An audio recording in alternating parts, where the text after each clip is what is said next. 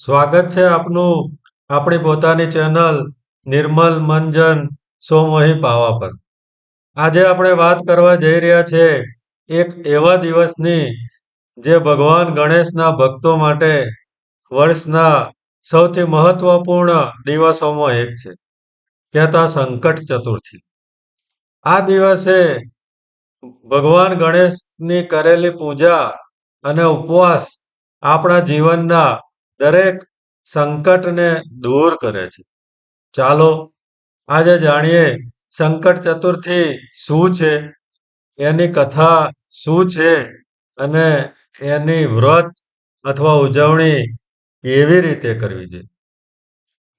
ગુજરાતી મહિનાના દરેક મહિનાના કૃષ્ણ પક્ષ કહેતા વદ પક્ષની જે ચોથ અથવા ચતુર્થી આવે છે એ દિવસને આપણે સંકટ ચતુર્થી તરીકે ઉજવીએ છીએ.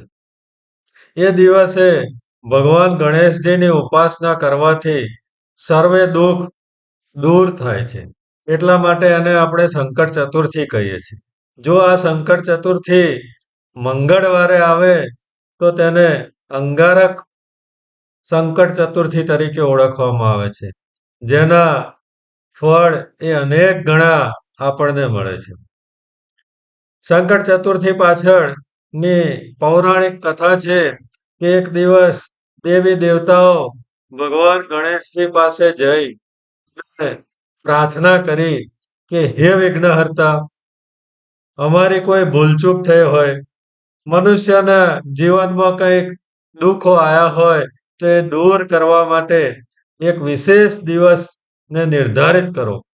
ત્યારે ભગવાન ગણેશ બોલ્યા, દર મહિનાના કૃષ્ણ પક્ષ કહેતા વદ પક્ષની જે ચતુર્થી એ દિવસે કોઈ ઉપવાસ કરે, મારી પૂજા કરે અને ચંદ્ર દર્શન પછી જ ભોજન કરે તો તેના જીવનના તમામ સંકટ દૂર થઈ જશે. તે દિવસથી આ વ્રતની પરંપરા શરૂ થઈ અને ત્યારથી ગણપતિ સંકટ ચતુર્થીને સંકટનાશક તિથિ તરીકે પણ ઓળખવામાં આવે છે. તો ચાલો આપણે જાણીએ કે આ દિવસે પૂજા કેવી રીતે કરવું, વ્રત કેવી રીતે કરવું. તો વહેલી સવારે ઉઠીને સ્નાન કરો, લાલ વસ્ત્ર ધારણ કરો, કારણ કે ગણપતિજીને લાલ વસ્ત્ર પ્રિય છે. ગણેશજીની મૂર્તિ અથવા ચિત્રને સ્થાપિત કરી દુર્વા, લાડુ અને ફૂલ અર્પણ કરો.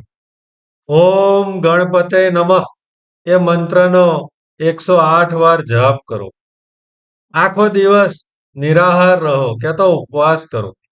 સાંજે ચંદ્ર દર્શન પછી ચંદ્રને અર્જન આપી પછી જ ઉપવાસને તોડો. દિવસ દરમિયાન ગણેશ અથર્વશીર્ષ અથવા સંકટનાશન સ્ત્રોત્રનું પાઠ કરો, જે તમને વિશેષ ફળ આપી રહે છે.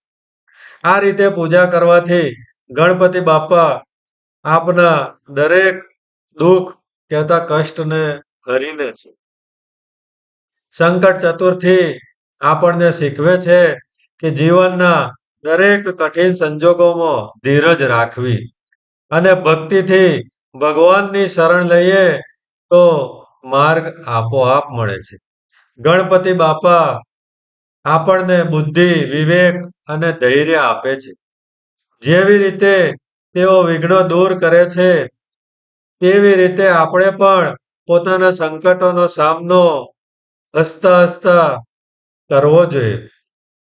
તો મિત્રો, સંકટ ચતુર્થીએ સૌ સાથે મળીને ગણપતિને પ્રાર્થના કરીએ, હે વિઘ્નહર્તા, અમારું મન નિર્મલ રાખજો અને અમારા જીવનના દરેક સંકટોને દૂર કરજો. તો આવા જ વિવિધ ધાર્મિક ભક્તિસભર વિડીયો માટે આગામી એપિસોડમાં મળીશું. ત્યાં સુધી સર્વેને ગણપતિ બાપ્પા મોર્યા. જય માતાજી, જય શ્રી કૃષ્ણ. ઓમ નમઃ પાર્વતી પતે, હર હર મહાદેવ.